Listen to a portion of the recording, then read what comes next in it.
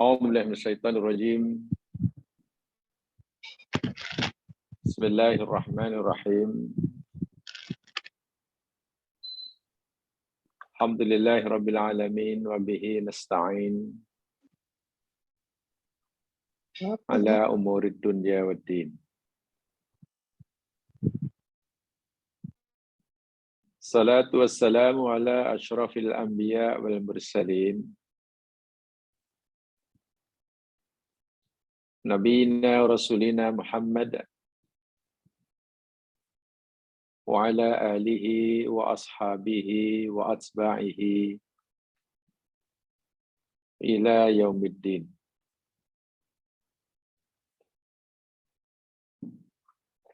Rabbi shrah li sadri wa yassir li amri wahlul 'uqdatam min lisani yafqahu qawli.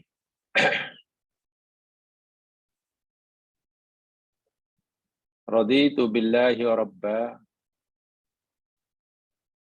wa bil islami dina wa bi Muhammadin nabiyya wa rasulah.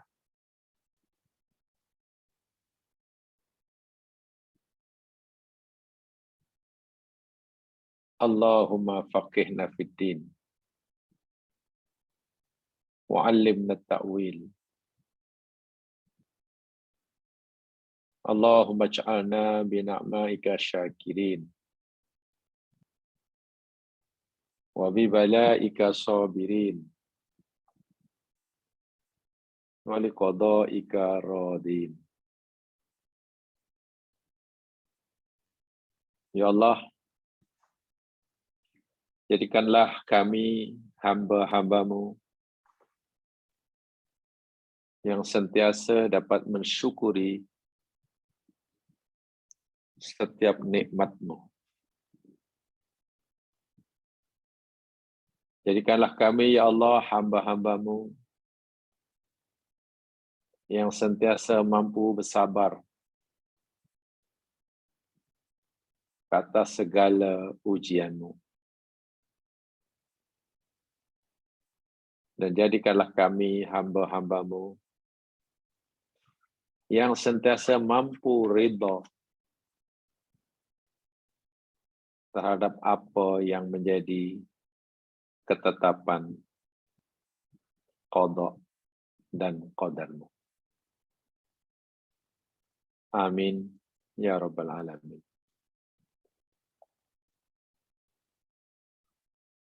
Jamaah rahimakumullah. InsyaAllah kita akan teruskan siri kajian kita kaitan dengan asraru insyaallah. Dan tolong dilihat nota yang baru. Nota lama telah kita pelajari sama. Sekarang lihat nota baru.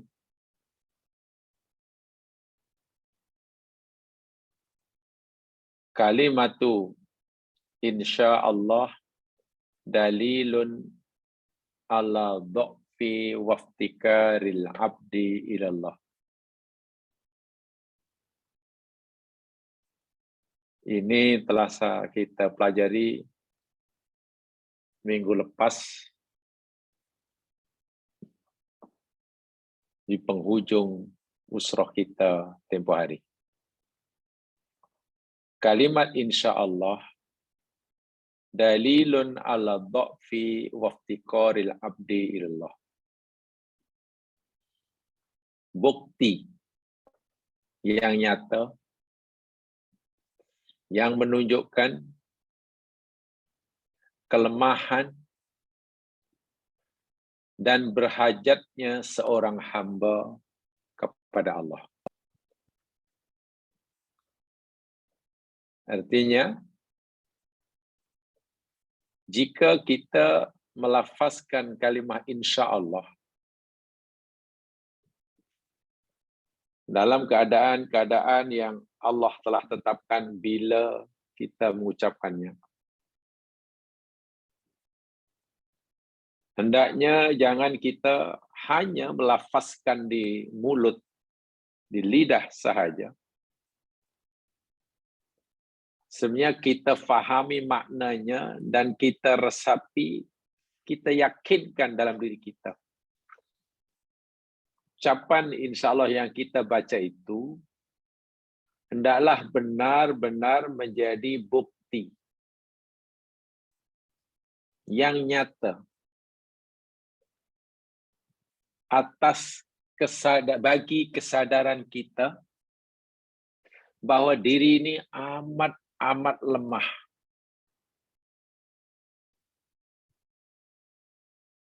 Untuk mendapatkan apa yang kita harapkan. Karena kita sesedar-sedarnya yang diri ini amat lemah, tidak mampu berbuat apa-apa, lalu kita iftiqar. Kita perlukan bantuan Allah. Kita perlukan pertolongan Allah. Sebab itu kita kata, saya akan buat besok. Insya Allah, jika Allah kehendaki. Kalimat jika Allah menghendaki itu, yakni bentuk kesedaran kita. Yang kita lemah.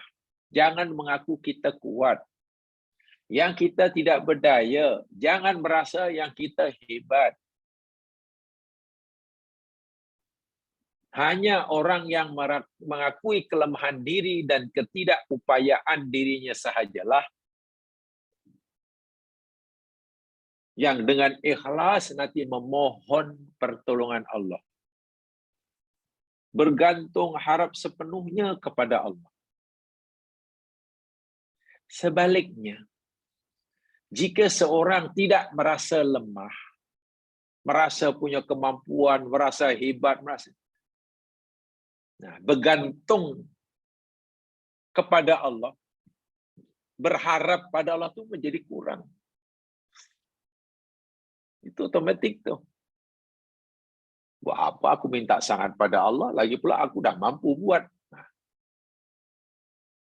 Iftiqarnya pada Allah tiba-tiba menjadi kurang. Atau bahkan tidak ada karena merasa mampu. Walhal hakikatnya dia tak mampu. Dan inilah bahayanya. Mulia atau tidaknya seseorang hamba dalam pandangan Allah, satu di antaranya ialah terletak kepada perkara ini.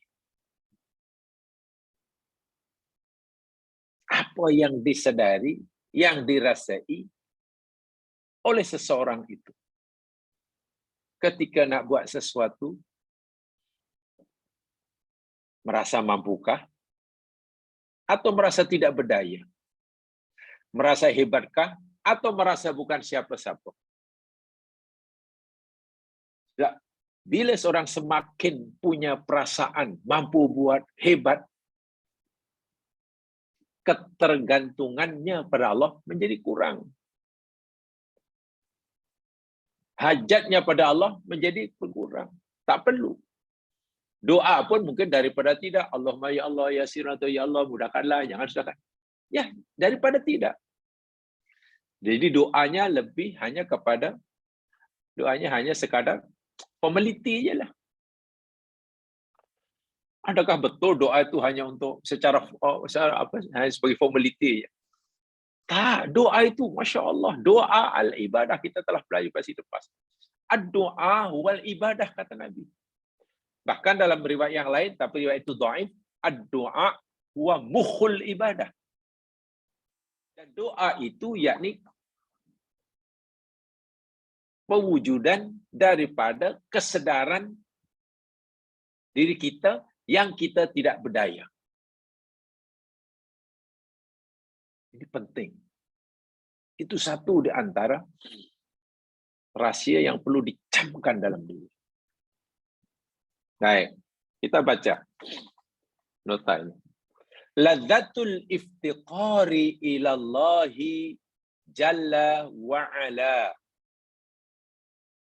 Ladzatul iftiqari ilallahi jalla wa ala. Lazzatul iftiqar, kelezatan iftiqar. Iftiqar itu maknanya rasa berhajat, merasa perlukan Allah kerana tak berdaya, merasa pertolongan Allah kerana tidak punya kemampuan. Iftiqar itu keinginan, kesedaran kepada bantuan Allah, memerlukan bantuan Allah. Itu adalah satu lazat, kelezatan yang mungkin masih menjadi masalah kepada kita. Sudahkah kita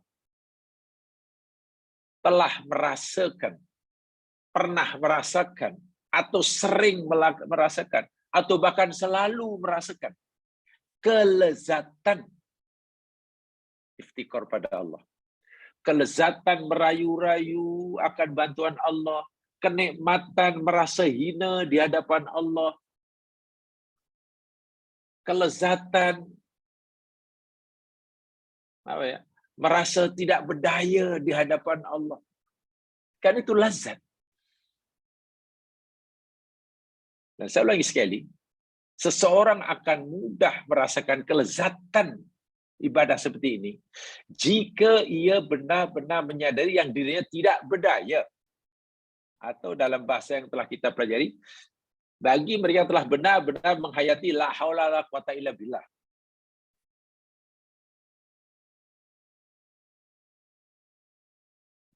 Ketika kita lapar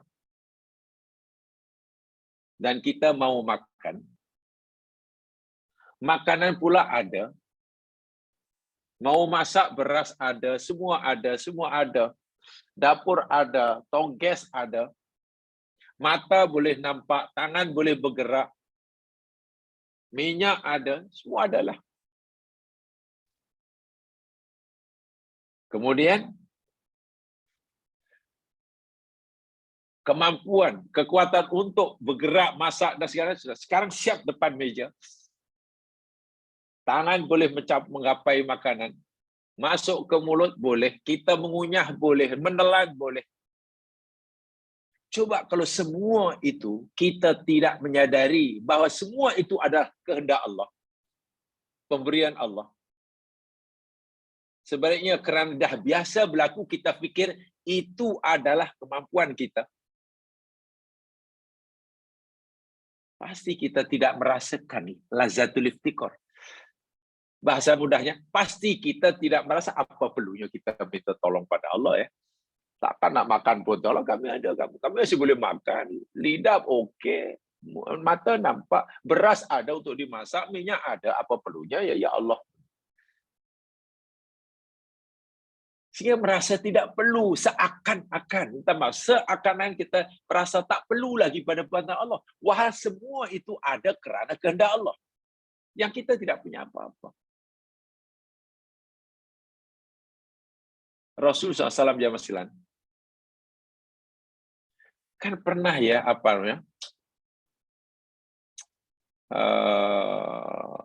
memberitahu kita, bersabda dalam hadisnya, hendaklah kamu berdoa pada Allah, memohon kepada Allah, hatta sehingga ketika tali kasut putus. Masya Allah. Ketika tali kasut putus. Itu kan macam mana ya? Seakan-akan macam benda yang remeh. Hatta ketika tali kasut putus pun, kita disuruh untuk mohon atau berdoa kepada Allah Subhanahu wa taala. Mungkin kita akan kata, takkanlah benda yang seremeh itu pun kita minta kepada Allah. Seakan-akan kan begitu. Apalah tujuan Rasulullah SAW menyuruh kita memohon, meminta kepada Allah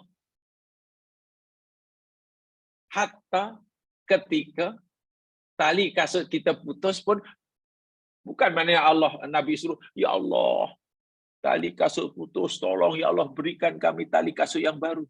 Tentu bukan begitu masuk hadis Nabi itu. Hadis sahih ya Mas ya, hadis riwayat Tirmizi ya. Hadis riwayat Tirmizi. Liyas'ala ahadukum rabbahu hajjatahu. Hendaklah seseorang daripada kamu sentiasa meminta, merayu-rayu kepada Tuhannya, hajatahu, agar dia dapat memenuhi hajatnya. Merayu, bukan hanya minta, merayu, menangis kalau perlu, tadarruk. Macam ibarat budak kecil yang punya permintaan, merengek-rengek, merayu-rayu sampai peganglah kaki mak dia, merayu. Bukan, oi, perlukan sangat benda itu. Itulah. Nakkan sangat benda tapi tak mampu. Hatta yas'alahul milha. Ketika ia nak perlukan garam pun minta pada Allah. Garam. Nak masak tak ada garam. Nabi sebut garam, milh. Yas'aluhu shis'a na'lihi idzan qata'a. Jadi bahkan ia mesti meminta kepada Allah, merayu-rayu agar Allah bagi apa yang dia perlukan. Apa dia? Yas'aluhu, minta pula shis'a na'lihi, tali kasutnya. Pakai kasut, selipar, putus. Idzan qata'a, ketika ia putus. Ya Allah, tali kasut.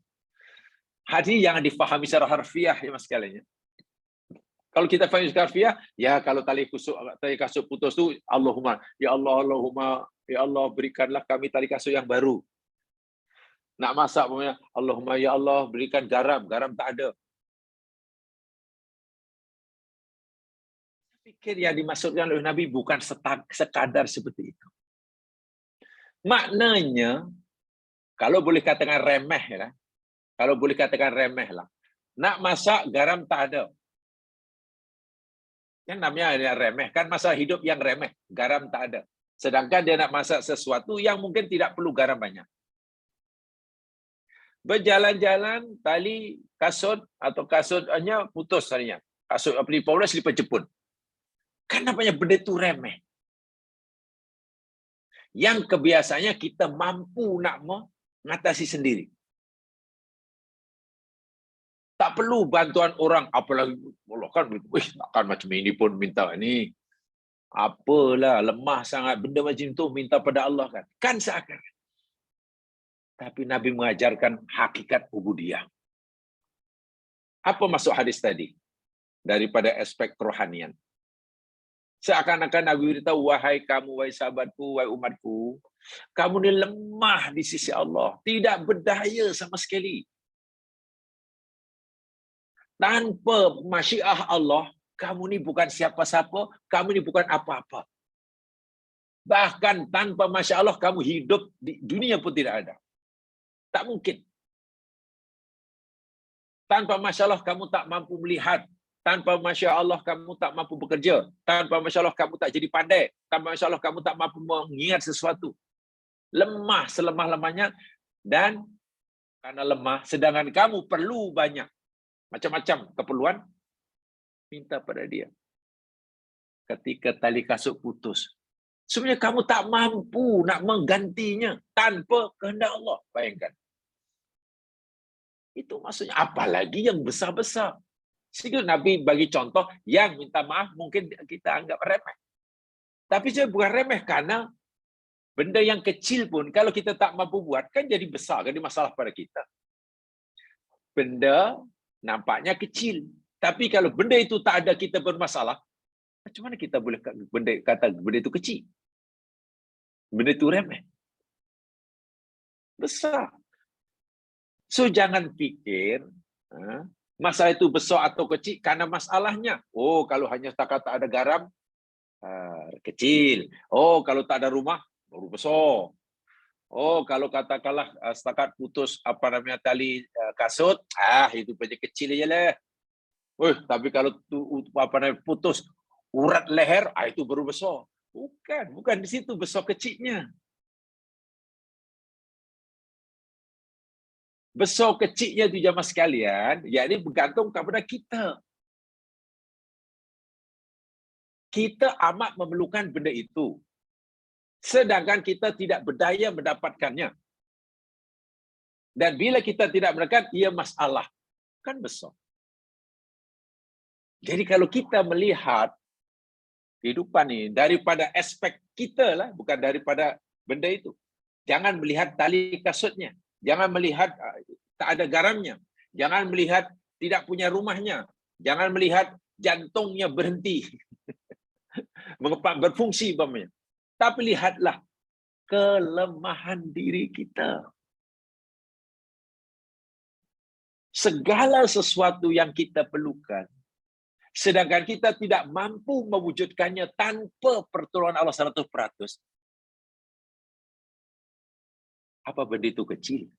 Besar. Dari aspek kita besar. Kecil itu kalau kita boleh buat sendiri tanpa bantuan Allah. Itu mungkin kecil. Garam tanpa bantuan Allah saya boleh buat. Itu mungkin kecil. Kapal terbang.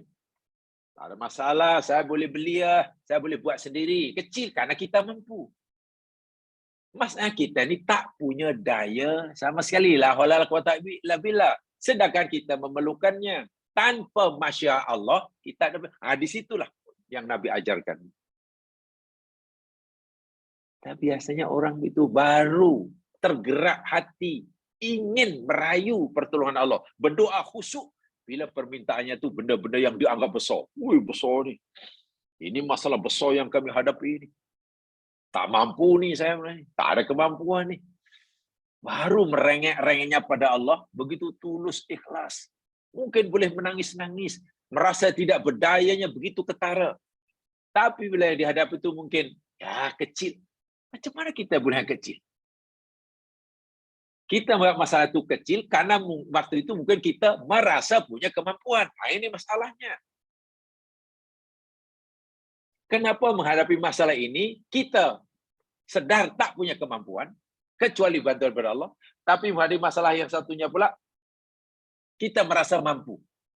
Sehingga benda itu kecil dan tidak perlu pertolongan Allah. Ini tidak betul. Cara berfikir itu daripada sudut agama, khasnya daripada filosofi insya-Allah, kurang betul. Kita belum tepat memahami kehambaan diri kita. Nah, lazzatul iftikar, kelezatan memohon, kelezatan merayu, kelezatan mengaku menyadari kelemahan diri, kelezatan merasa tak punya apa-apa di hadapan Dia yang Maha Kaya, kelezatan menyadari kebodohan di hadapan Dia yang Maha Pandai, kelezatan mengaku Dia yang kotor di hadapan Allah yang Maha Suci. Itu luar biasa itu. Itu luar biasa. Itu hati ya tempatnya. Baik. Ma huwal faqrul hakiki. Apakah dianya kefakiran yang sebenar, yang hakiki? Kefakiran yang sebenar-benar fakir itu sebenarnya apa? Jadi mungkin ada fakir dalam pengertian syarak, ada fakir dalam pengertian syarak, pengertian hukum hakam, zahir, ada fakir dalam pengertian hakiki. Kita tidak bicarakan masalah fakir dari segi syarak. Kalau apa pun nak fakir dari segi syarak? Fakir mana orang yang tidak mampu memenuhi keperluan hidupnya lah. Dia bekerja tapi tak cukup. Fakir lah. Tak cukup. Makan kais pagi, makan pagi, kais petang, makan petang. Itu pun tak cukup. Fakir lah. berhak dapat. Itu pengertian syara. Yang kita belajar ini bukan fakir pengertian, tapi yang paling hakiki. Alamatul iftiqar ilallah, tanda kefakiran seseorang kepada Allah. Apa sebenarnya kefakiran yang fakir yang hakiki itu, dan apa tanda kefakiran seseorang kepada Allah Subhanahu wa taala? Mari kita baca ayatnya. Surah Fatir ayat yang ke-15. A'udzu billahi minasy syaithanir rajim. Ya ayyuhan nasu antumul fuqara'u ila Allah. Wallahu huwal ghaniyyul hamid. Perhati betul-betul. Ya ayyuhan nasu antumul fuqara'u ila Allah. Wallahu huwal ghaniyyul hamid. Ya ayyuhan nas, wahai sekalian manusia, Allah tak kata ya ayyuhalladzina amanu. Tak. Tapi ya ayyuhan nas, semua. Semua makhluk yang layak dipanggil manusia masuk. Apakah ini tak masuk binatang? Masuk. Termasuk lembu, kambing. Tapi kenapa tak disebut termasuk binatang? Ya, karena mereka tidak ada bebanan taklif. Sebab itu panggil manusia karena manusia sajalah yang ada taklif. Ada perintah dan larangan buatnya. Untuk lembu tak ada. Walaupun lembu itu pun fakir kepada Allah. Karena hidupnya 100% atas pertolongan Allah. Lembu tidak punya kemampuan, kekuatan sedikit pun memenuhi keperluan hidupnya. Lembu dapat rumput ke, dapat makan kan, boleh ngunyah ke, tak boleh mengunyah ke, boleh tidur, boleh berjalan ke, boleh nampak.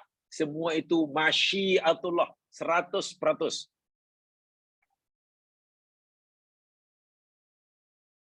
Kita bagaimana? Sama. Sama. Wahai sekalian manusia, antum kamu tanpa kecuali al-fuqara ilallah. Orang-orang yang fakir pada Allah, mana orang yang berhajat 100% tanpa kecuali. Sehingga tidak ada apa yang kita perlukan di dunia ini, melainkan ianya Allah, anugerah Allah. Jika ia menghendaki nak beri kepada kita, dapatlah kita. Bila dia menghendaki tak mau berikannya kepada kita, tak dapatlah.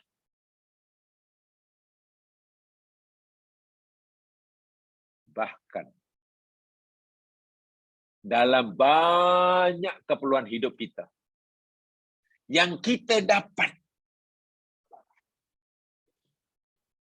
bukan hasil usaha kita. Bukan sekadar bukan hasil usaha kita, bukan permintaan kita pun. Allahu Akbar walillahil hamd. Kita lahir ada dua mata. Adakah permintaan kita? Bukan. Mata sempurna dengan jaringan sarafnya sangat halus. Lalu bersambung dengan saraf otak yang sangat-sangat halus. Otak bagian ini, sensorik. Berkedip-kedip. Allah. Tak pernah minta pun. Lahir dengan jantung. Wah, sudah berfungsi. Masya Allah. Kita perlukan semua itu dalam hidup. Dan kita tidak mampu mewujudkannya. Kita mampu memiliki sekarang ada ini karena masyiatullah. 100% fuqara.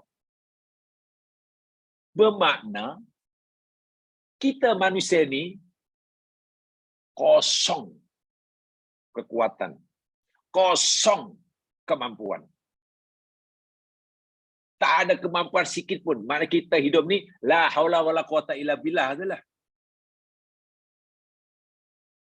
Sama ada sekarang, lepas atau nanti. Sebab itu bila nak buat sesuatu, kita tetap tidak punya apa-apa kemampuan. Sebagaimana kita tidak mampu memastikan kita punya dua mata. Orang tua kita yang mak kita yang melahirkan kita, kita yang lahir, tak ada kemampuan sikit pun untuk memastikan kita lahir punya dua mata, dua tangan, dua telinga, muka seperti ini, boleh cakap, jantung begitu, bla bla bla. Tak ada.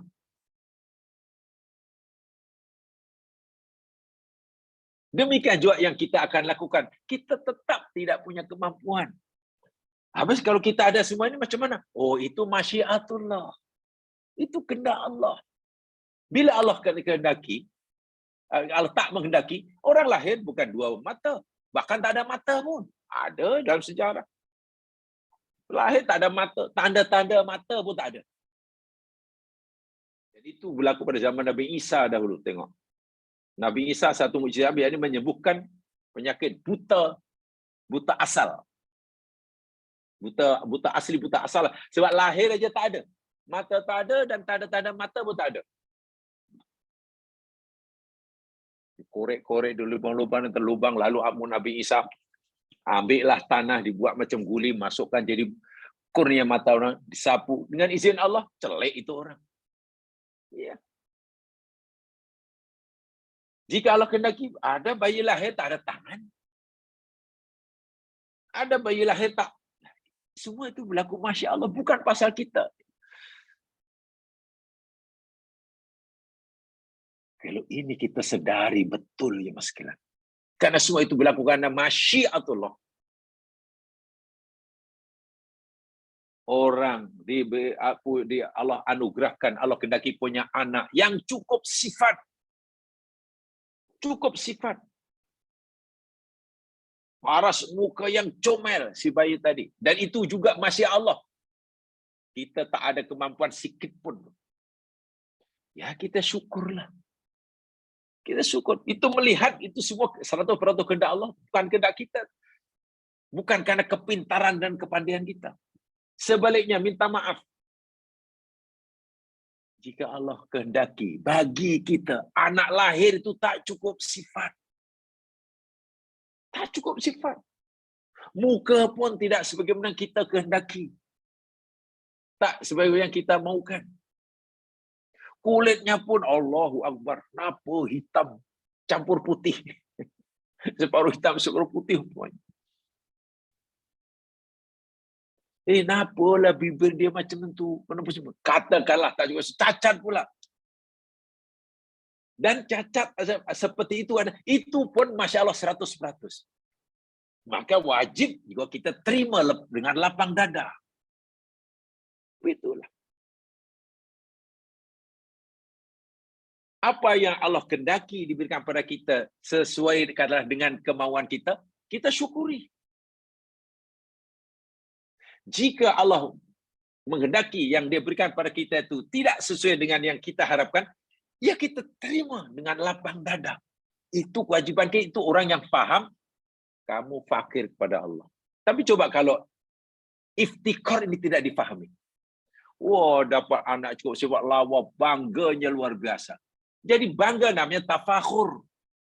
Tafakhur.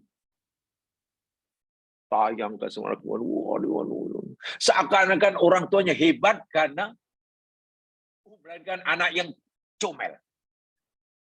Mana boleh orang tua yang hebat karena bila tua punya anak yang cacat, mengeluh, malu, sedih, merasa Allah tak adil. Di manalah letaknya iftikar? Tengok larinya ke sana tu nanti. Bila tidak difahami betul antumul fuqara, kesannya sampai ke situ, sejauh itu ya Mas.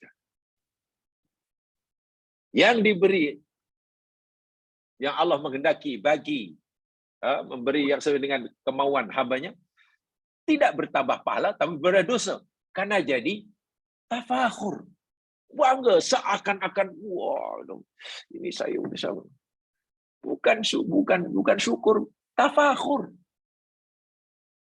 Yang diberikan sesuatu oleh Allah atas kehendak Allah yang tidak sesuai dengan kehendaknya, dia mengeluh. Bukan beriman dengan lapang dada. Macam mana nak mengeluh? Kita tidak punya apa-apa kemampuan sikit pun untuk terlibat dalam masyiat Allah.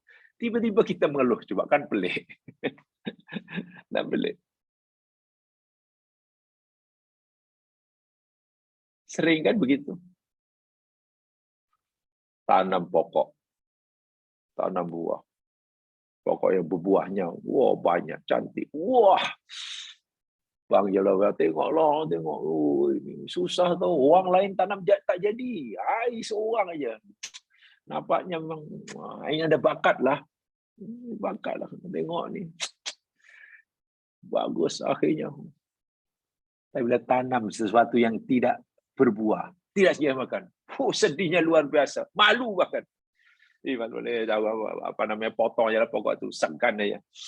Orang sudah terlanjur selama ni, saya beritahu mereka ini green finger. Tak tahu lah, saya tak erti apa istilah green finger tu. Kalau bahasa saya, minta maaf, green finger tu mungkin alien lah yang punya green finger. Green finger ni alien lah. Kenapa tiba-tiba dia merasa hebat kerana tanamannya berbuah seperti yang diharapkan? Dan begitu sedih, kecewa, menyesal, atau malu atau menyalahkan siapa-siapa lah. Tak puas hati bila apa yang ditanam itu mati. Pertanyaannya, seberapa besar peranan kita, ya Mas Kan, untuk memastikan pokok ini hidup dan berbuah? Itu kena fahami betul. Seberapa besar peranan kita bagi memastikan pokok itu hidup, berbunga, berbuah, dan seterusnya. Kalau kita tak sedar itu, sebab dia fikir, wih, saya lah paling besar peranan saya. Peranan saya, saham saya dalam tanam pokok ini 100%. Saya yang menguritnya, saya pernah saya terlibat 100% untuk pastikan. Itu akhirnya orang tafakhur bila berjaya, dan sedih, kecewa, mengeluh bila tak berjaya. Karena dia fikir dia besar peranan dia. Maksudnya dalam menumbuhkan, dalam memberikan. Nah, kepada orang yang seperti ini, iftikhar pasti tidak ada. Rasa iftikhar pada Allah, bahasa segala itu berlaku atas kehendak Allah, bukan atas kehendaknya. Nah, kepada orang ini Allah ingatkan. Coba jangan melihat ayatnya. Di dalam surah Al-Waqi'ah. Coba lihat.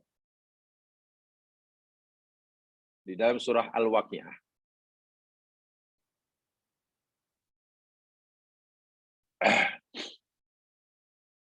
Idza waqa'atil waqi'ah. Ayat yang ke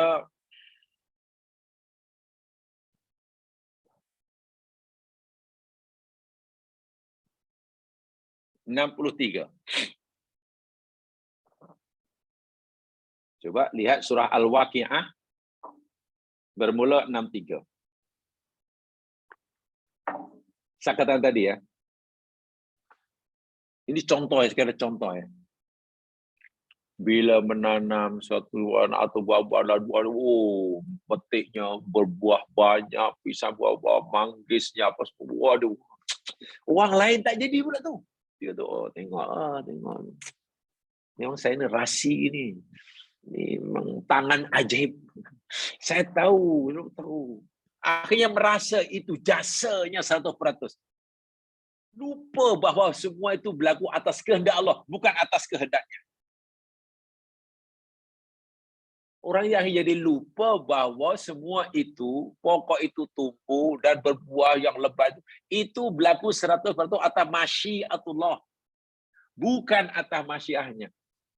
Tapi dia mengklaim, oh, Tengok, bahaya tak bahaya orang seperti ini? Bahaya. Bila tak berbuah pula, mengamuk, kecewa, wow, sedih dan lain sebagainya. Kenapa? Ia sudah merasa punya peranan yang besar, punya peran yang sangat besar, tapi hasilnya kosong. Sia-sia katanya. Tak menyadari yang dia itu fakir kepada Allah. Allah ingatkan kepada orang seperti ini. Lihat Al-Waqiah bermula ayat 63. A'udzu billahi minasyaitonir rajim.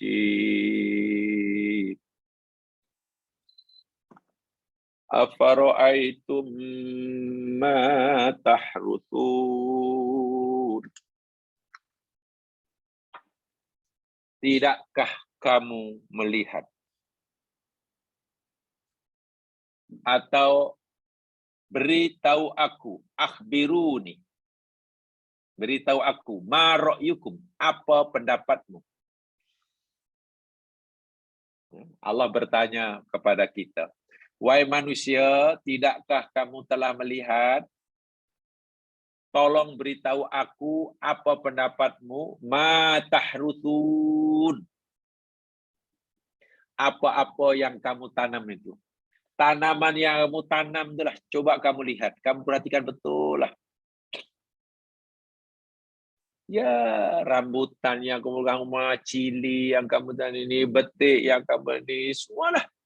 Manggis tak apa semua, belimbing besi, belimbing apa kau.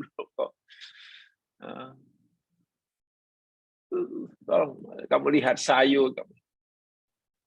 Ini pertanyaan Allah. A'antum tazra'unahu am nahnu zari'un. Kamukah yang menumbuhkannya atau kami yang menumbuhkannya? Tengok bahasanya Allah tukar. Lihat apa yang kamu tanam. Harota itu mana? Korek-korek tanah. Masukkan benih.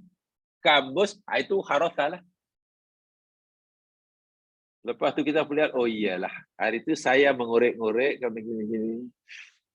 Allah tak tanya, antum tahrusunahu. Tak.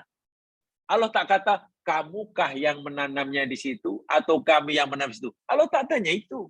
Yang Allah tanyakan, kamukah yang menumbuhkan benih itu. Daripada benih terbelah jadi dua, keluar tunas, keluar batangnya, pokoknya besar-besar. Coba, itu kerja kamukah atau kami? Tumbuhnya rambutan yang seperti itu, tumbuhnya betik yang seperti lebat, itu kerja kamukah atau kerja kami? Itu kemauan kamukah berlaku situ atau kehendak kami, masyiah kami? Coba jawapannya macam mana? Berani kita berani, ya Allah, itu kami lah yang menumbuhkan. Allah tak tanya, Allah tanya, kamukah yang menumbuhkannya?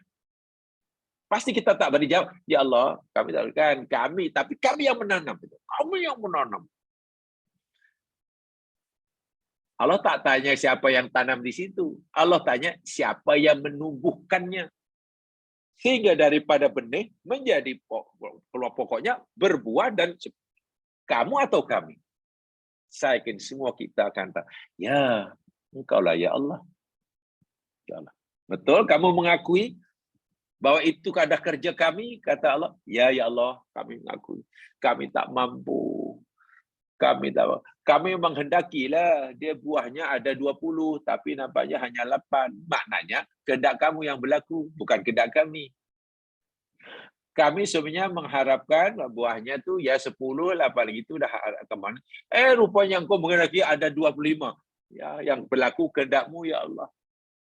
Kami menghendaki buahnya ada 15. Engkau menghendaki kosong pula tak ada buah. Ya, kami tak mampu. Berlaku semua kerana masyiahmu ya Allah. Kita mengaku dia tu. Berikutnya Allah tanya lebih dahsyat lagi. Lau nasya'u. Nah, sekarang kamu tahu kan? Kamu sudah mengakui bahawa tumbuhnya tumbuh-tumbuhan, terbelahnya benih, mengeluarkan tunas, keluar pokok, berbuah, ada manis, ada buah, ada mana itu berlaku bukan kerana kehendakmu, masyiah kamu, tapi itu berlaku 100% kerana masyiah aku. Allah kata, kita ya Allah betul-betul. Dan kamu tahu tak? Lau nasya'u, jikalau kami kendaki. Nasya' itu masyiah lah. Yang insya Allah itulah. Jadi dalam bahasa Melayunya, jika Allah menghendaki, kalau kita yang jawab, yang katalah, tapi ini firman Allah, Allah kata, jikalau kami menghendaki, betik yang sedang berbuah banyak, mangga yang sedang berbuah banyak, rambutan yang sedang nampak sudah berputik itu, tapi belum masak kan? Padi yang sudah mulai keluar, tumbuh keluar padinya, masih menghijau itu. Jikalau kami masyiah, la ja'alnahu hutaman. Kamu tahu tak? Allah kata pasti kami menjadikannya. Kami mampu berkuasa menjadikannya hutaman. Bahasa mudahnya hancur. Ketika kamu melihat tanaman kamu sudah nampak boleh berbuah dan kamu sudah boleh berkira-kira untungnya berapa nanti sebulan lagi bila sudah menuai. Wah, rambutan banyak rupanya, ini keuntungannya sekian. Padi ini sekian. Oh, tambar sekian. Oh, anggur sekian. Ini untungnya bulan depan 30. Oh, habis. Kaya raya, saya kaya. Itu kehendak kita. Tapi jika kehendak kita dibelanjakan dengan Allah kata, kamu tak akan untung. 1 sen pun. 1 sen pun kamu tak akan untung. Sebab kamu akan gagal menuai hasilnya. Mungkin kita, ya Allah, mana mungkin, ya Allah, sekarang sudah mulai menguning, sekarang sudah mulai ada tanda-tanda nak masak, sekarang mana mungkin. Allah kata, tak, aku berkuasa. Jika aku menghendaki, aku jadikan semua tanaman kamu, termasuk padi kamu yang sedang menguning, yang tidak menguning itu, aku jadikan hutaman. Hancur. Fadhaltum tafakahun. Dan pasti waktu itu kamu akan terkejut dan heran, rasa pelik. Macam mana ya? Minggu lepas, Masya Allah, begitu cantik. Tak sampai 5 hari, rupanya hancur. Macam-macam lah. Bagi Allah bukan perkara besar, yang masih nak menghancurkan benda yang sempurna. Nak merobohkan piramid jika Allah. Piramid di Mesir. Kalau Allah menghendaki, sekali mata hancur. Nak meletupkan matahari. Jika Allah kehendaki, kata hari ini, kun, meletup dia. Karena kehendak Allah ini mutlak. Masya'a kana wa ma lam yasha' lam yakun. Apa yang Allah kehendaki pasti berlaku. Dan apa yang Allah tidak kehendaki pasti tidak akan berlaku. Dan saat itu kamu melihat tangan kamu hancur, inna lamughramun. Pasti kamu akan kata, habislah, kita telah menanggung bebanan hutang. Telah hutang, wah masa itu nak mengusahakan tanah seluas ini, ditanam dengan rambutan berbagai dusun yang seluas sekian 10 ekar ini. Kami dapat loan daripada bank. Dan bank pula mau bagi pinjaman, karena kita tahu dalam sekian tahun kita mampu bayar balik. Ketika kita sudah ada tanda-tanda mampu bayar pinjaman bank dan masih untung banyak, tiba-tiba hancur semuanya. Habis kita mughram. Mughram itu orang yang diberi bebanan hutang. Dahlah kita menanggung berhutang yang tidak sedikit, nahnu mahrumun. Bahkan kami orang yang terhalang mendapatkan memetik hasil dan buahnya. Coba. Allah suruh renungkan benda ini. Allah sedang memberitahu kita supaya kita sedar betul dalam hidup ini, kita ini tak punya daya apa-apa.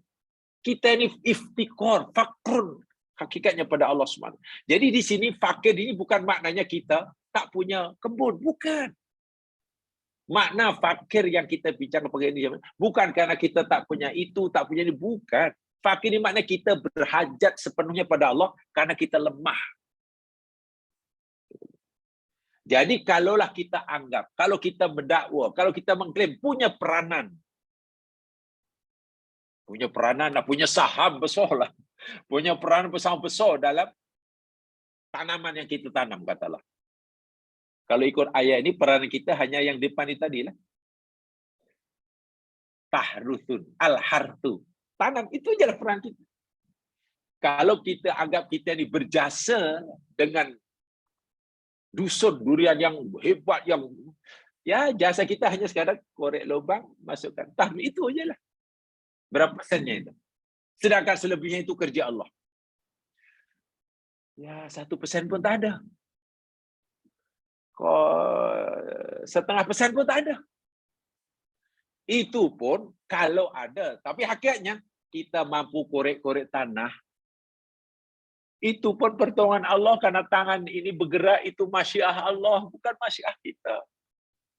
Mata kita dapat melihat tempat itu yang kita nak korek, itu pemberian Allah. Bukan kemampuan kita. Benih yang kita tanam, kita kambus, itu pun ciptaan Tuhan. Coba. So, apa peranan kita dalam terhadap tumbuhnya macam-macam? 0%. Ini hakikat. Yang kita tidak boleh mungkiri, yang wajib kita yakini dan terus kita semaikan dalam hati kita masing-masing. Agar setiap satu orang merasa tidak berdaya di hadapan Allah. Merasa berhajat pada Allah 100%, hatta dalam hadis Nabi tadi. Jangankanlah nak mengusahakan tanah menjadi dusun yang subur seluas itu. Nak mengganti tali kasut yang putus pun kita ini sebenarnya tidak berdaya. Sebab itu Nabi kata, mintalah kepada Allah. Itu mau Nabi beritahu kita, Anda lemah, Anda fakir. Tanpa masya Allah, Anda tidak mampu, walaupun hanya sekadar menukar tali kasut. Ini yang dimaksudkan fakir yang hakiki. Jadi yang fakir yang hakiki bukan tak ada kena-mena dengan ada harta atau tak ada harta. Jemaah sekalian, ingat ya, dari awal saya sudah sampaikan, sudah berpuluh-puluh siri. Daripada sebelum MCO dahulu, saya pernah beritahu, tumpuan usroh kita, tumpuan kajian kita, ya ini,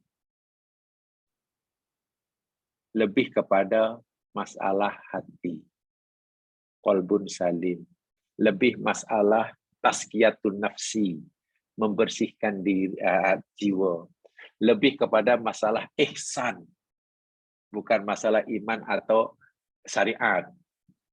Ada juga orang kata lebih kepada masalah tasawuf. Tasawuf itu mana macam mana supaya hati ini betul-betul seperti apa yang Allah kehendaki. Si kita menjadi betul hamba Allah yang sebenar. Yang sebenar.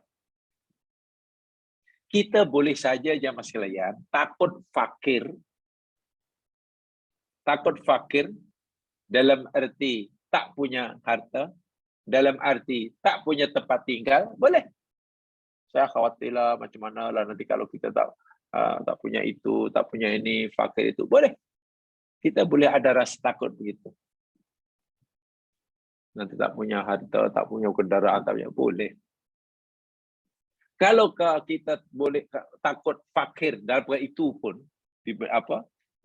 kalau kepada fakir dalam itu kita pun takut, ada sesuatu kefakiran yang wajib kita lebih takuti.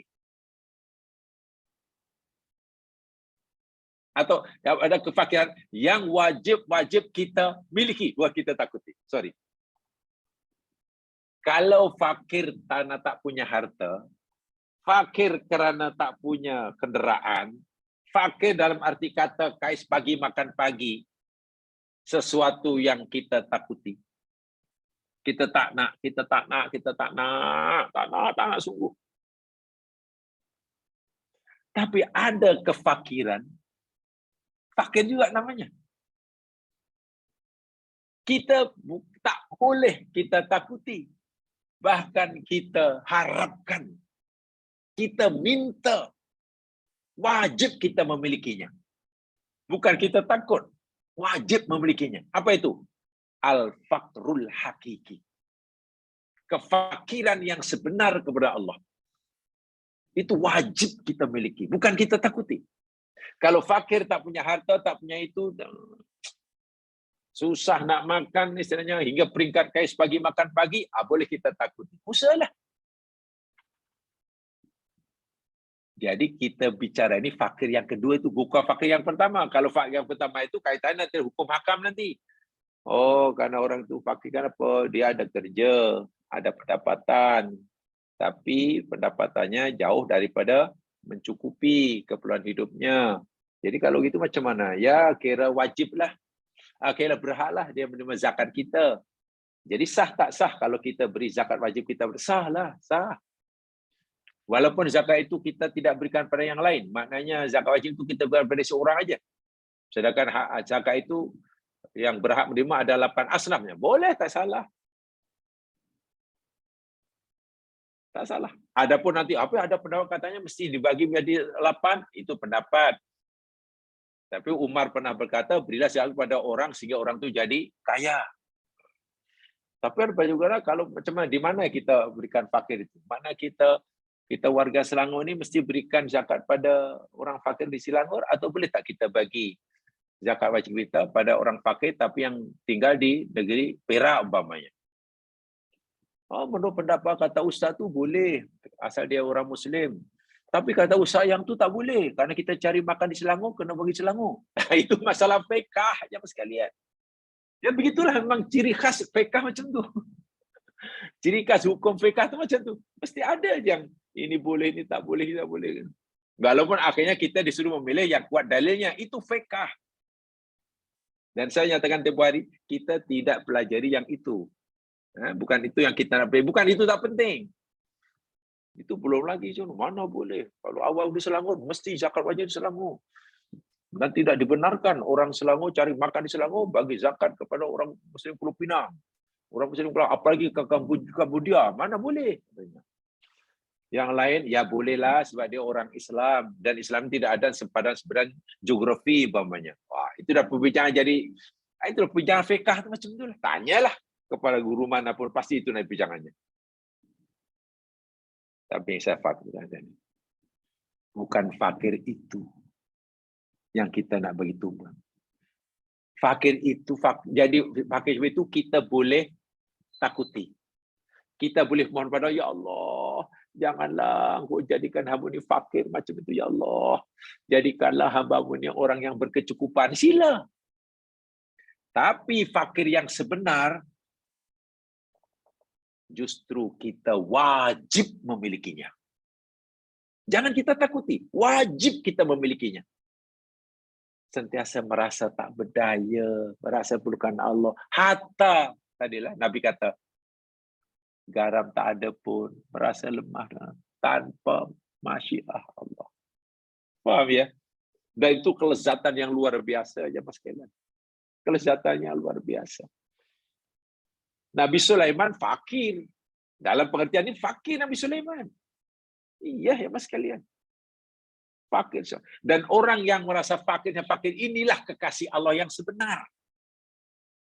Kekasih Allah yang sebenar, yakni orang yang punya sifat fakir seperti ini. Tak kiralah orang fakir yang punya sifat seperti ini, dia orang lelaki ke, dia perempuan ke, orang bandar ke, orang kampung ke, orang ada jawatan tinggi ke, orang tak ada jawatan ke, orang di dunia tinggal di rumah setinggan tepi sungai ke, atau yang tinggal di istana ke, asal jiwanya punya fakir ini, Allah sayang dia. Ya. Tetapi kalau fakir dalam pengertian dunia tadi, boleh jadi Allah sayang dia, boleh jadi Allah tak sayang dia.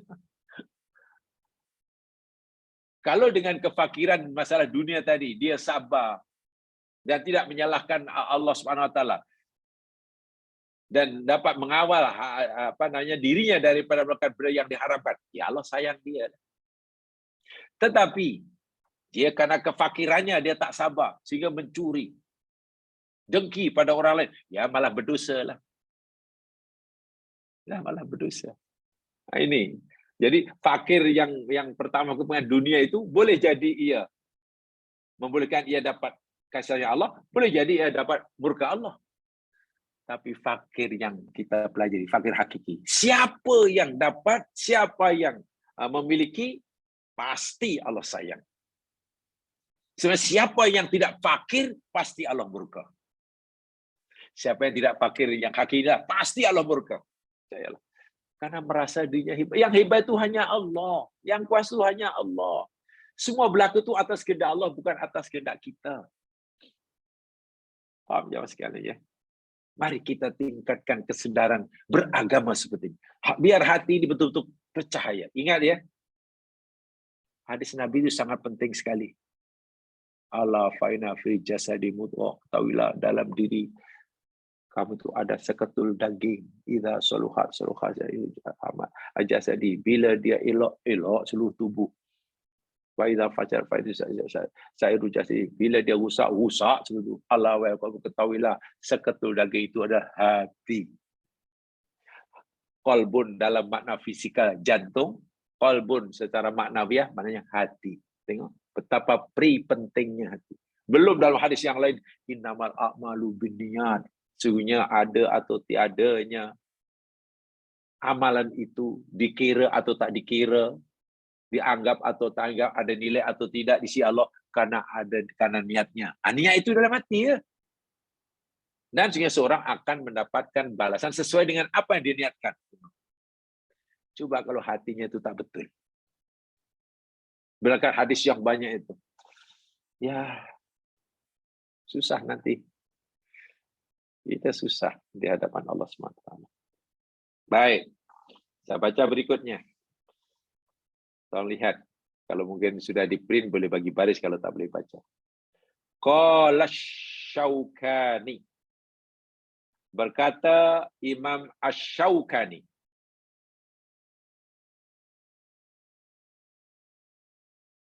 Al-fuqara, maksud antumul fuqara itu yakni al-muhtajuna ilaihi fi jami'i umurid dini wad dunya. Maksud al-fuqara, kamu adalah orang-orang yang fakir pada Allah itu maksudnya al-muhtajuna ilaihi, orang-orang yang sentiasa berhajat kepadanya, pada Allah. Fi jami'i umurid din, dalam segala urusan agamanya, wad dunya, dan urusan dunianya. Tidak terkecuali. Dalam masalah dunia, masalah agama, masalah kehidupan apa sajalah, fakir padahal itu maknanya dia sentiasa menyadari bahwa dia perlukan pertolongan Allah. Karena tanpa pertolongan Allah, tanpa kehendak Allah, apa yang dia usahakan, apa yang dia maukan tidak akan terjadi. Tidak akan terwujud. Keinginan ada, aku tanam ini nanti akan jadi begini-gini. Ada keinginan, usaha sudah ada. Tapi yang berlaku nanti adakah sesuai dengan keinginan kita? Tidak. Nanti yang berlaku sesuai dengan masyiat Allah. Bahkan orang yang bahwa dia fakir kepada Allah, dia mampu berusaha itu pun karena pertolongan Allah. So, kita mampu berusaha, mampu bergerak tangan kita, mampu cari itu. Kajiannya lebih dalam. Kita, dalam diri kita ada kemauan, ada keinginan. Kemauan dan keinginan itu pun anugerah Allah. Bayangkan. Keinginan, kemampuan, kemudian kita boleh memilih-milih, kalau aku nak buat ini, apa jadinya? Kalau aku nak buat ini, apa mana? Oh, saya mau ini, sebab itu saya nak buat ini. Itu pun anugerah Allah. Ya. Kita dapat itu karena itu anugerah Allah. Itu masya Allah. Sebab bila Allah tidak menghendaki, kita tak punya keinginan seperti itu. Contohnya minta maaf, lembu, kucing. Keinginan dia sangat terhad. Pernah lembu ini berpikir, keinginan ada, keinginan makan ada, keinginan jalan ada, keinginan kawin ada. Ya betul, itu naluri. Tapi pernah dia pikir, nanti kalau aku kahwin nanti macam mana, dapat suami yang baik ke tak baik, suami bertanggungjawab atau tidak, bila punya anak tu macam mana ada fikiran, nanti kalau nak bersalin kat mana, lepas tu anak besar macam mana, tak ada. Karena Allah hanya bagi fitrah itu saja. Manusia bukan hanya diberi kinan, lepas itu diberi kemampuan untuk memilih-milih, lalu saya nak buat ini, saya mau ini, sebab itu saya kena buat ini. Kalau buat ini nanti akan jadi gini-gini. Itu pun keinginan yang ada dalam diri kita, kehendak, itu pun pemberian Allah. Kemampuan kita untuk mewujudkan keinginan, itu pun kehendak Allah. Hasil daripada usaha kita yang kita pilih, itu nanti sesuai dengan masyiah Allah dan tidak mengikut masyiah kita. Coba. Itulah fakir. Kata Imam Syaukani. Orang yang sentiasa muhtajun. Di situ gunakan isim fa'il ya Mas Ali ya. Muhtajun, bukan yahtajun. Kalau yahtajun itu fi'il. Kalau fi'il itu maknanya sekali-sekala. Tapi kalau isim fa'il itu bermakna sabit, lazim, subut. Dahulu pernah saya katakan, beza antara aladina amanu dengan al-mu'minun. Beza antara aladina kafaru dengan al-kafirun. Walaupun terjemahnya sama-sama orang-orang yang kafir. Beza antara menyanyi dan penyanyi. Itu sudah saya jelaskan. Menyanyi, itu ya, menyanyilah perbuatan. Muhammad menyanyi, ya sebab dia sedang menyanyi. Kalau Muhammad kata Ahmad sedang tidur, kita tak boleh kata Ahmad menyanyi. Bolehlah dia tidur. Tapi kalau penyanyi, itu boleh. Ahmad ada seorang penyanyi. Kita boleh kata begitu walaupun Ahmad sekarang sedang tidur. Siapa tu? Si Ahmad. Ahmad mana? Ahmad seorang penyanyi itu. Boleh. Tapi kalau siapa itu Ahmad? Ahmad yang sedang menyanyi. Bukan sedang menyanyi, sedang tidur. Ini bermakna isim itu membawa makna tetap, mantap. Al-Muhtajun orang yang sentiasa tak. Jadi sifat iftikornya pada Allah tetap, bukan sekali-sekala. Bukan hanya kita berhadapan yang dia merasa tak mampu, kemudian minta tolong pada Allah. Kalau benda itu kecil, dia tak perlu bantuan Allah. Waliyadzubillah, bukan begitu. Dalam semua urusan. Sama ada urusan agamanya atau urusan dunianya. Fahum al-fuqara'u ilaihi alal itlaq. Mereka itulah orang-orang yang fakir, sepakir-fakirnya kepada Allah secara mutlak tanpa syarat. Maknanya. Mutlak itu tanpa syarat lah. Tanpa bukan muqayyad. Artinya tidak ada sesuatu yang diperlukan oleh manusia, melainkan manusia itu hendaklah minta pertolongan pada Allah, bergantung pada Allah. Karena yang mampu mewujudkan kemauannya itu masyiah Allah. Itu namanya mutlak. Itu bibirnya sentiasa kata Masya Allah kepada yang lepas, Insya Allah kepada yang belum. Macam tu.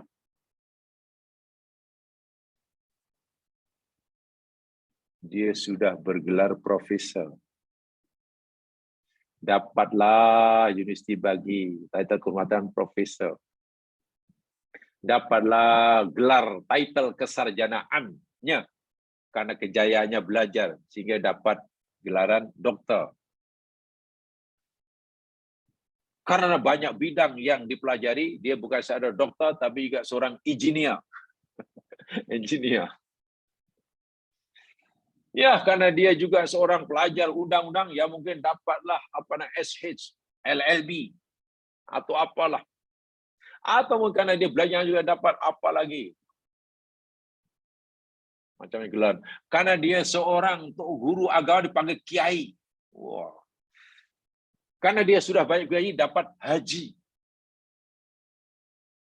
Karena dia hafal Quran dapat gelaran Al-Hafiz. Wah, jadi kalau gelaran tulis panjanglah. Profesor, doktor, engineer, kiai, haji, fulan bin fulan, Al-Hafiz, SH, LLB, apa namanya. Pandai kan maknanya? Pandai, betul. Tapi kepandaiannya yang luar biasa, ilmu yang banyak yang masuk dalam otaknya. Itu masyiah Allah. Masya Allah. Dia boleh itu, boleh ini, boleh jadi itu. Itu Masya Allah. Karena jika Allah kendaki, Allah boleh tarik bila-bila masa. Hari ini masih bergelar orang cerdik pandai. Kemudian tidur. Malam hari, bangun pagi hari, jika Allah kendaki, Allah tarik semuanya, minta maaf. Jadi orang nyanyuk, hilang ingatan. Hilang. Bila sudah nyanyuk, coba.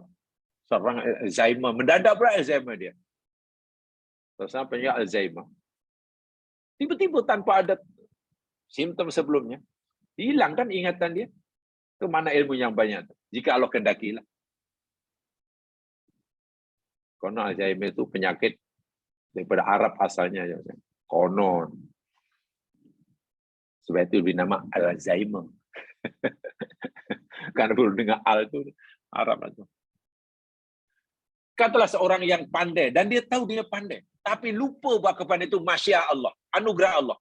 Lalu ada orang tanya, Prof, saya mau tanya ni, Prof, boleh tak saya jawabkan soalan ini? Saya mungkin saudaranya ke, ada soalan matematik lah, katalah ni soalan. Itu budak PMR nak buat ni, saya kecil je tak apa nanti. Itu petik jari dah boleh lah tu. Saya ni hatam dulu apa yang kami tak belajar, subjek apa, you tanya subjek apa. Mulai daripada subjek sejarah, sastra, lukis, art, sampailah chemistry, biologi, astrologi atau astrologi pun dipelajari. Merasa mampu karena dianggap soalan tadi remeh umpamanya. Kenapa tak berat sangat kan nak kata insyaAllah? Oh ya tak apa. Nanti saya cuba pertanyaan soalan apa yang cikgu bagi itu. Yang tanya itu budak SRP. InsyaAllah nanti saya tunjukkan. Kenapa tanya insyaAllah? Mungkin karena dia merasa benda itu kecil.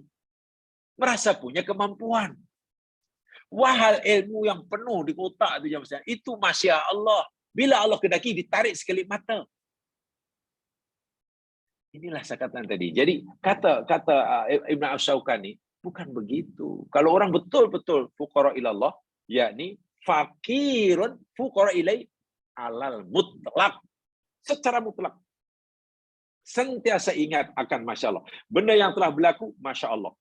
Apa yang akan berlaku, yang dia tak mendakwa.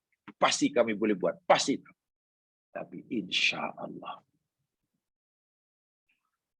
Mal fakrul hakiki. Nah, itu tadi yang saya umum. Sekarang apa itu fakrul hakiki? Menurut pendapat Ibnul Qayyim Al-Jauziyah. Saya suka mengutip pendapat beliau ini ya Mas sekalian, karena beliau ini seorang yang luar biasa. Beliau ini adalah seorang tokoh yang sangat gigih lah, seperti gurunya Imam Ibnu Taimiyah. Sangat gigih berjuang untuk memurnikan akidah tauhid daripada syirik. Sebab itu beliau sangat tegas dalam bab syirik. Berjuang memurnikan syariat daripada bid'ah. Itu sangat tegas dalam bab itu. Tapi jangan lupa, Ibnu Qayyim yang kadang tidak disukai oleh orang karena dianggap tegas dalam masalah syariat, dalam masalah akidah. Beliau ini seorang jago, ya Mas Kiran, tokoh dalam masalah hati. Banyak kitab-kitab yang beliau karang berkaitan dengan hati, bukan berkaitan dengan akidah ya, bukan berkaitan dengan syariat halal haram bid'ah sunnah, bukan. Tapi sering bila sebut Ibnu Taimiyah, Ibnu Qayyim, orang tahu, oh ini macam orang yang keras dalam sikit-sikit syirik, sikit-sikit bid'ah. Sehingga ramai yang tak suka. Bukan sikit-sikit. Kalau benda itu bid'ah, ya memang bid'ah lah. Kalau benda syirik, masih takkan syirik dikatakan tauhid. Takkan bid'ah dikatakan sunnah. Ya menurut beliau itu biasalah. Wah, beliau juga seorang tokoh dalam menjabarkan, menguraikan masalah-masalah ihsan yang menjadi kemuncak beragama. Kemuncak beragama itu kan ihsan. Paling bawah namanya Islam, naik iman. Paling bawah namanya Muslim, naik sikit namanya mukmin. Tertinggi namanya muhsin. Itu pernah kita pelajari dahulu. Baik, apa makna fuqara hakiki menurut Ibnu Qayyim Al-Jauziyah? Al-fakrul haqiqiyyu kefakiran yang hakiki itu adalah dawamul iftiqari ilallahi fi kulli hal. Ya, sebenarnya maksudnya sama dengan kata Imam Syaukani, tapi hanya dengan menggunakan ayat yang berbeza jelah. Kalau Qayyim, fakir hakiki itu, orang sebenar-benar fakir itu yang kita wajib, wajib memilikinya, bukan takut. Kalau fakir makna syar'i, fakir dari segi syariat tadi, ya kita bolehlah takut. Ya Allah, tak naklah jadi fakir susah nanti, nak makan susah. Itu boleh. Tapi yang ini fakir wajib hukumnya. Jangan takut, malah wajib. Siapa yang tak fakir hakiki, malah berdosa. Fakir hakiki ialah dawamul iftiqari ilallahi fi kulli hal. Dawam itu mana berterusan, berkekalan. Al-iftiqar ilallah, rasa iftiqar, rasa fakir kepada Allah fi kulli halin. Dalam setiap keadaan. Masa susah, masa senang, masa naik jawatan, masa dibuang kerja, masa sihat, masa sakit, masa kaya, masa miskin. Iftikar pada Allah itu tetap ada dalam dirinya. Jangan hanya merasa perlukan Allah, tak berdaya, nak itu tak mampu, nak itu tak mampu, nak punya makanan pun tak mampu, hanya semasa sakit. Lalu merayu sambil menangis, ya Allah, berilah kami kemampuan, ya Allah, untuk bergerak, ya Allah, hamba tak mampu berdiri. Baru mengakui menjadi kefakiran pada Allah semasa sakit. Bila sehat, sikit pun tak ada rasa iftikar, macam mana? Masa miskin ditimpa musibah, merayu-rayu pada Allah, merasa dirinya tak berdaya tanpa pertolongan Allah. Tapi bila kaya raya, petik jari, tiba-tiba iftikar hilang, tukar, seakan di tangannya ada azimat, kun fayakun. Kata Qayyim, bukan begitu, itu bukan orang mukmin sejati itu. Dia hanya ibaratnya bahasa kasarnya, dia hanya merasa perlukan Allah semasa susah. Allah dia perlukan masa dia susah. Tapi dia senang, dia tak perlu Allah. Jauh Allah, lupa Allah. Itu banyak na'udzubillah. Sedangkan iftikar yang hakiki, itu dawamul iftiqar ilallahi fi kulli halin. Bagaimana maksudnya? Wa ayyashhada al-abdu fi kulli dzarratin min dzarratihi dzahirati wal batinati faqatan tamatan ilallahi ta'ala fi kulli wajhin. Maksudnya, yakni ayas hadal abdu, hendaklah seorang hamba itu sentiasa menyaksikan, bukan hanya melihat, menyaksikan. Kalau melihat benda nampak, menyaksikan tak semua benda yang nampak, karena itu hati yang kerja. Sentiasa menyaksikan fi kulli dzarratin, pada tiap-tiap darrah. Ya, darah itu debu, benda yang kecil. Orang dulu debu. Darah kalau orang sekarang sebenarnya atom. Setiap darah. Atau mungkin kalau dalam diri kita, okeylah setiap sel dalam diri kita. Walaupun sel itu masih boleh dipisah-pisahkan kan. Jadi atomnya. Atom pun sebenarnya masih boleh dibelah-belah kan. Atom itu masih boleh dicerai-beraikan. Paling tidak ada 3 unsur kan atom. Ada proton, ada elektron, ada neutron kan. Masih ada 3 lagi. Setiap darah dalam hidupnya sama darah yang zahir. Darah itu atom lah, atom besi, atom ni, atau mungkin sel kulit kita, sel darah kita, sel tulang kita. Wal batinah. Batinah mana? Dan juga sel yang darah yang dalam jiwa kita yang kita tak tahu. Faqatan tamatan ilallahi ta'ala fi kulli wajhin. Semua itu adalah faqah tamah. Faqah itu maknanya fakirlah. Fakir yang sebenar-benar fakir kepada Allah dalam semua sisi. Segala keadaan. Iftikar yang hakiki pada Allah, kata Ibnu Qayyim, sentiasa berkekalan merasa fakir kepada Allah dalam semua keadaan. Maksudnya, seorang hamba adalah sentiasa menyaksikan pada tiap-tiap darah, pada tiap-tiap atom, pada tiap-tiap sel, sama ada yang ada dalam tubuh kasar dia atau dalam jiwanya, tidak punya kemampuan sama sekali. Faqah tamah, kosong. Sebaliknya perlukan hanya pada Allah 100%. Dalam tak dalam maknanya. Dalam sekali, ya Mas sekalian. Dalam sekali. Orang seperti inilah orang yang sangat berhajat pada Allah. Orang yang dekat pada Allah. Karena dia sudah hilang daripada dirinya, kosong daripada jiwanya, sifat-sifat yang hanya menjadi hak Allah. Apa sifat yang jadi semata jadi hak Allah? Ghaniyun. Ghaniyun itu sifat Allah yang Mas. Kita tak boleh punya sifat ghani. Ghani itu mana la yahtaju ila ghairihi. Bal yahtaju ila ghairuhu. Tidak merasa perlu kepada selain dirinya. Sebaliknya merasa semua orang perlukan dia. Itu Allah saja yang berhak. Al-Mutakabbir. Boleh buat sesuka hati, sewenang-wenang. Karena dia, ya itu kalau bahasa kasarnya lah, tanpa terikat oleh apapun undang-undang. Dan itu sifat Allah. Kan Asmaul Husna. Tiba-tiba sifat Allah kita rampas dan kita masukkan dalam hati kita. Ya bagaimana mungkin kita nak dekat dengan Allah? Karena kita sudah merampas sifat yang jadi hak Allah masuk dalam diri kita. Allah tak suka. Allah tak suka. Al-Alim, itu kan sifat Allah, kan nama Allah. Yang maha mengetahui. Tiba-tiba sifat mengetahui kita ambil, lalu kita masukkan dalam kita. Yang kita pun juga serba tahu. Sedangkan kita ni, la ilma lana, illa ma'alam tanah. Ya Allah, kami tak ada ilmu sikit pun, kecuali apa yang kau ajarkan. Marah Allah. Jadi bila itu sudah masuk, kita makin jauh. Sifat-sifat Allah kita rampas, kita masukkan dalam diri kita.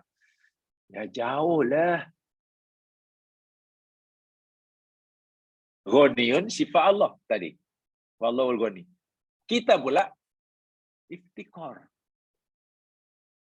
Sebab itu kata Ibnu Qayyim, fakir yang sebenarnya itu bila kita mengekalkan iftikar dalam semua keadaan, bukan hanya tubuh kasar kita, bahkan setiap sel dalam tubuh kita ini berhajat pada Allah.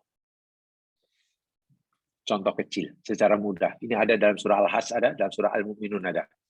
Saya pernah mengajarkan tentang ijazul Quran ya Mas sekarang dahulu.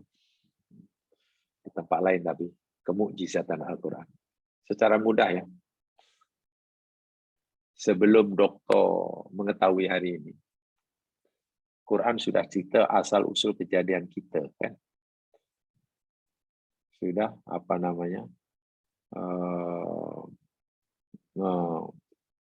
mencerita kepada kita.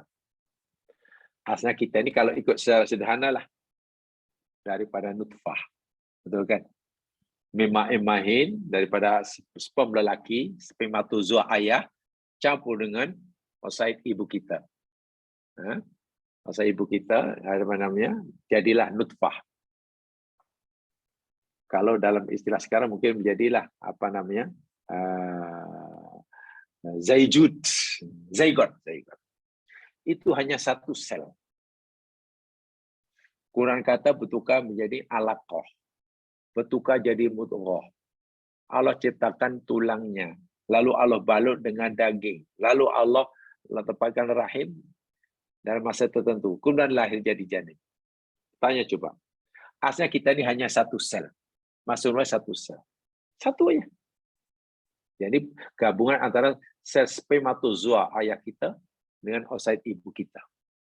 Dari satu sel ini boleh membelah. Dan membelahnya itu bukan kehendak sel, itu kehendak Allah. Satu jadi dua. Dua membelah lagi jadi 4. 4 jadi 8, 8 jadi 16, 16 15 jadi 32, 32 menjadi 60, hinggalah belum sampai tingkat tentu dia berhenti. Kemudian sel-sel tadi, oh bahasa kita, ada sel yang ingin jadi sel darah. Ada sel yang ingin jadi sel kulit, sel daging, sel saraf, sel jantung, sel tulang, sel hinggalah kita jadi bayi sempurna. Asalnya satu sel. Pertanyaannya, apakah itu kemauan sel dalam tubuh kita? Yang satu belah jadi dua. Membelahnya itu adakah kemauan dia? Jangankan orang Muslim, orang kafir pun kata, itu heran, macam mana sel boleh membelah jadi 2, 3 dan ini kalau ikut kena dia tak ada kemauan. Yalah orang bukan Islam kata, ini memang itu nature. Dia kata nature. Kita kata itu bukan nature lah, itu Allah yang kata kami, yang cipta kami. Itu kehendak Allah. Selepas itu ada sel yang jadi sel darah, sel tulang, sel macam itu. Itu kemauan sel ke pilihan sel atau kemauan Allah? Masyiah Allah. Sel tak punya apa-apa kemauan. Sekarang bayangkanlah, kita andaikan sel ini punya masyiah. Dan masa sel ini terjadi, katalah, terwujud. Lalu sel itu, saya tanah, saya jadi tulang tanah, saya ingin jadi sel darah, senang, cair, lembut. Akhirnya banyak beribu-ribu sel itu, kebanyakannya dia ingin jadi sel darah aja. Tak ada satu sel pun yang ingin jadi sel tulang. Apa kita akan jadi janin, lahir sebagai manusia, bayi? Ya, tak ada, karena seluruh tubuh badan kita darah. Atau semua sel tak minat jadi sel yang sana jadi sel daging aja, lembut. Lahir kita memang selonggok, dodol je mas sekalian. Atau tak nak ada, saya tak nak sel rambut lah, sana sel gigi, tak nak berat, sana jadi sel tulang aja. Semuanya jadi sel tulang. Berpakat pula tu sel tu. Karena dia ada pilihan dan dia mampu mewujudkan pilihannya. Kiranya tulang, bukan manusia. Pertanyaannya, Allah benar-benar menampakkan kekuasaan masyiahnya depan mata kita tuh. Khasnya depan dokter yang pakar lah. Iya ya. Macam mana daripada satu sel boleh menjadi ribuan sel, menjadi sel macam-macam dalam tubuh kita dan bekerja pula, akhirnya berkolaborasi. Allahu Akbar walillahil hamd.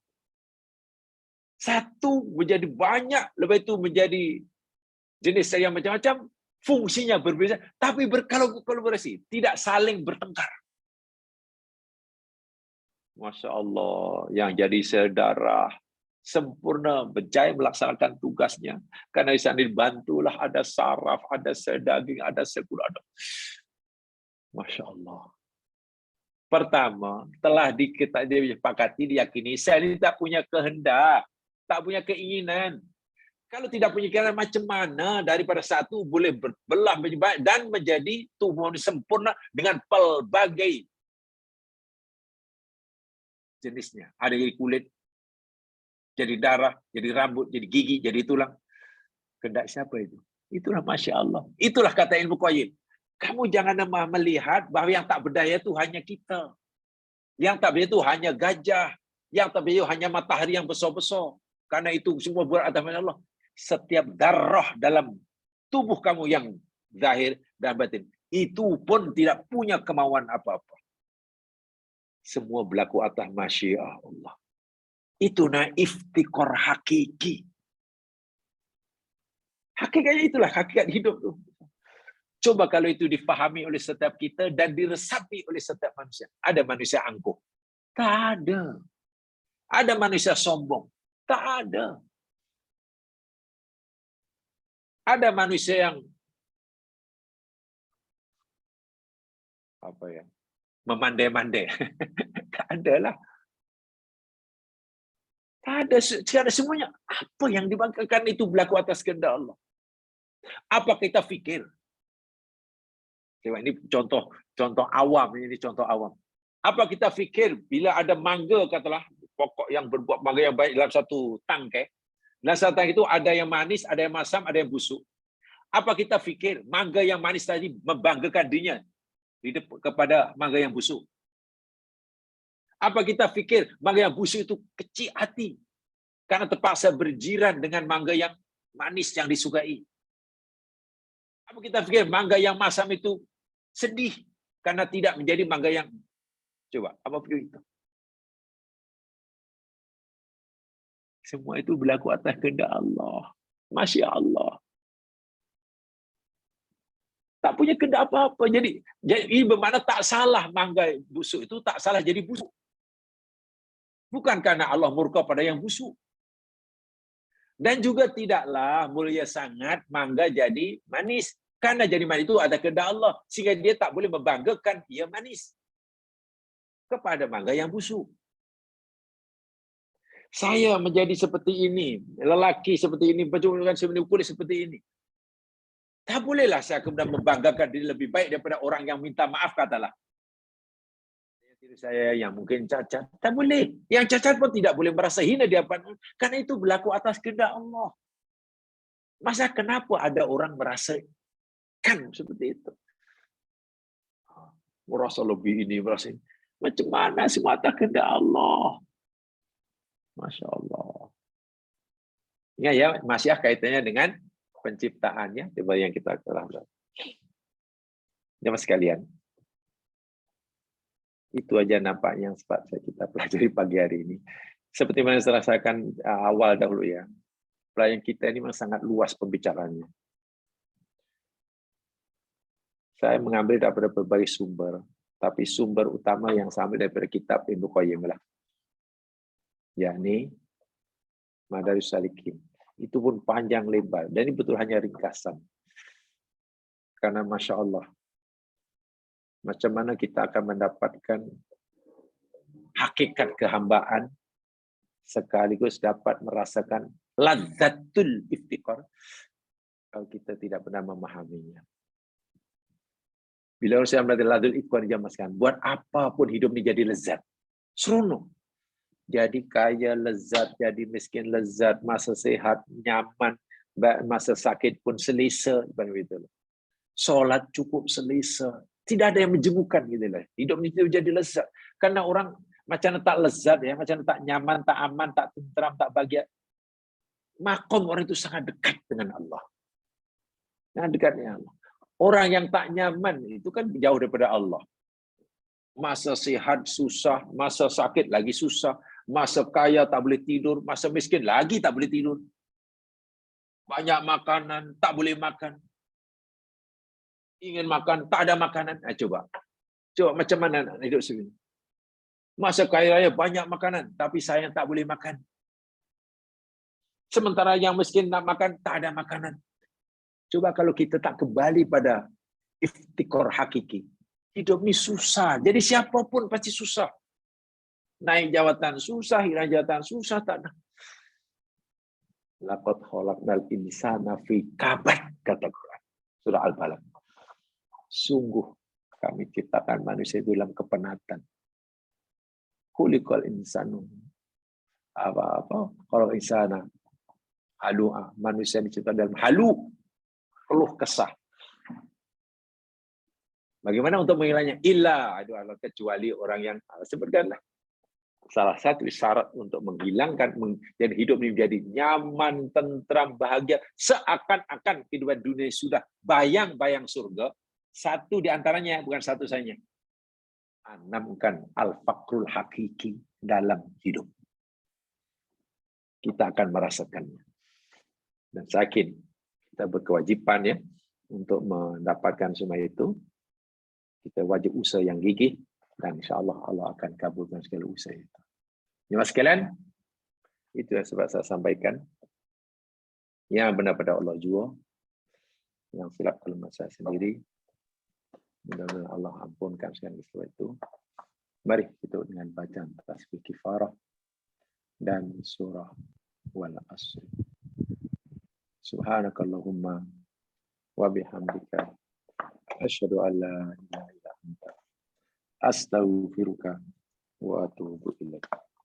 A'udzu billahi minasyaitonir rajim. Wal 'ashr. Innal insana fi khusr illa alladhina amanu wa amilus solihat wa tawasaw bil haqq wa tawasaw bis sabr. Assalamualaikum warahmatullahi wabarakatuh. Terima kasih Ustaz.